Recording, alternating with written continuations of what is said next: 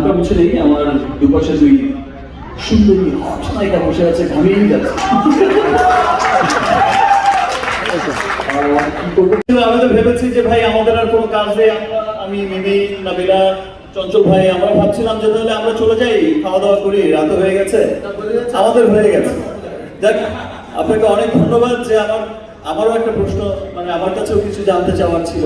আমি শুরুতে তো এক্সাইটেড ছিলাম যে আসলে তো আজকে তো পুরস্কার আমিও পাবো না, পাবে হচ্ছে মিমি, পাবে হচ্ছে নাবিলা, আমি আর চঞ্চল ভাই আসলাম নিজেদের কথা, এই জন্য শুরুতে সব কথা বলে দিয়েছি।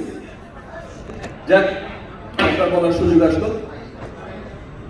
দেখেন, আমি এতক্ষণের আজকের যে কনভারসেশন, আজকের যে ঘটনাগুলো আমি দেখলাম, আসলে ব্যাপারটা হয়েছে কি, আজকে অনেক বছর আপনাদের সাথে আমার জার্নি, আপনারা কিন্তু দেখে আসছেন। আমার অনেক সময় এমন হয়েছে যখন নাকি একটা ভালো সিনেমা, একটা বড় সিনেমা আমি প্রেজেন্ট করতে গেছি,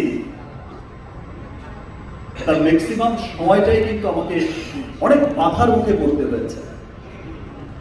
ম্যাক্সিমাম সময় কিন্তু দেখা গেছে কিছু মানুষ একত্রিত হয়েছেন, রুখবার চেষ্টা করেছেন, কিন্তু আমি তো আসলে তাদের জন্য সিনেমা বানাই না, তাদের জন্য সিনেমা করিও না। আমি সবসময় সিনেমা করি বাংলাদেশের জন্য, বাঙালির জন্য।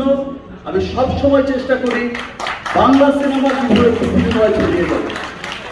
আজকে আপনি যে চমৎকার একটা প্রশ্ন করেছেন, আসলে একজন বিখ্যাত মানুষ বলে গেছিলেন, যে কোনো একটা সফলতার সাথে সাথে একটা কালো ছায়াও কিন্তু চলতে থাকে।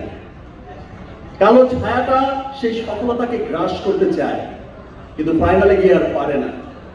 তো তুফানের যে স্টোরিটা এমন হয়েছে, কালো ছায়া চলেছে সাথে সাথে, হয়তো চলবে আরো, কিন্তু আজকের এই তুফান কেন?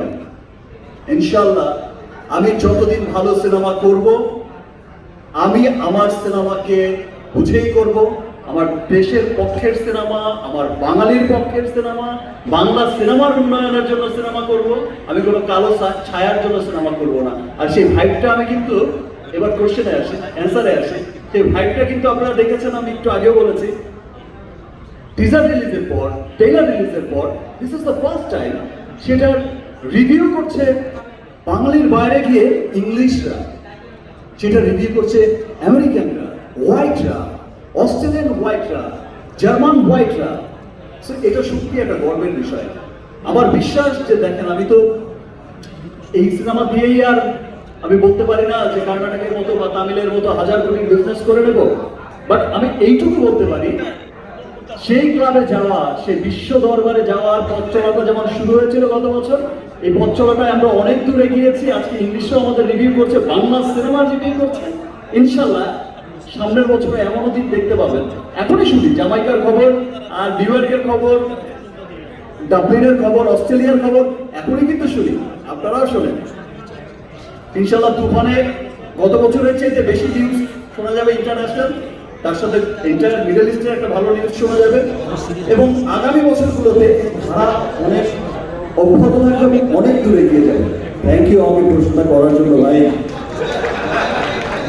আর চঞ্চল ভাইকে নিয়ে, চঞ্চল ভাইয়ের সাথে আমার একটা আলাদা বন্ধুত্ব আছে, যেটা আজকে থেকে আমাদের দেখা, আমাদের আড্ডা, সে কিন্তু অনেক বছর ধরে, অনেক বছর আগে থেকে আমরা সবসময় কিন্তু চাইতাম যে আমরা একসাথে কাজ করি, এবং আমরা সবসময় চাই যে বাংলা সিনেমার কত, চঞ্চল ভাই কিন্তু মনে প্রাণে চেষ্টা করে যায় যে কোথাও একটা ভালো সিনেমা মানুষকে উপহার দেবে, দর্শকদের উপহার দেবে, দেশ বিদেশ থেকে তার সুনাম করবে। আজকে যখন পদাতিকের ট্রেইলার দেখেছি, আমার এত ভালো লেগেছে।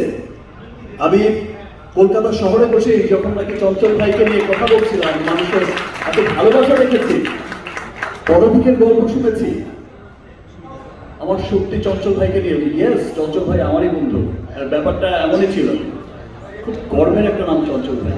আর চঞ্চল ভাই ব্যাপারটা কিন্তু আমি তো শুরুতেই ধন্যবাদ দিয়েছি, এবং এই যে বোঝা যে আমরা একসাথে কাজ করে, একসাথে কাঁধে কাঁধ মিলিয়েই আমাদের সিনেমাকে এগোতে হবে। রাফি বললো যে এটা অনেক আর্টিস্টই বুঝতে চায় না, সত্যি তাই। থ্যাংক ইউ চঞ্চল ভাই, এগেইন থ্যাঙ্কস। ফাইনালি বড় ভাই, আমরা তিনটা প্রশ্ন নিতে পারবো। মাইকটা একটু দাও। না, মাইক ছেড়ে আমরা শুনতে পাচ্ছি না। মাইকটা একটু দাও। যে আপনি তো এর আগে কখনো কোনো হালকা মুছে নেই, আমার দুপাশে দুই সুন্দরী হট নায়িকা বসে আছে, ঘামিয়ে যাচ্ছে। কি করবো